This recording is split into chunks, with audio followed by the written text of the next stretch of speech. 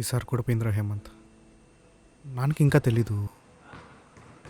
ఏం చేయాలో అర్థం కావట్లేదు. మీ కంపెనీలో ఏమైనా జాబ్స్ ఉంటే చూడొచ్చు కదా. చూడొచ్చురా, కానీ చెప్పా కదా, మనీ ఉంటేనే ఏదైనా. నువ్వు మనీ అరేంజ్ చేసుకో, నేను చూసుకుంటా. ఇంట్లో గడవడమే చాలా కష్టంగా ఉందిరా హేమంత్. ఇప్పుడు అంత డబ్బులంటే సరే, నేను నాన్న అడుగుతాను. కుదిరితే నీ దగ్గరికి వచ్చేస్తాను. ఓకే, ఏదో ఒక సెట్ చేద్దాం లేరా. నువ్వు వచ్చి నేను చూసుకుంటా. కంగారు పడకు. సరే, ఓకేరా.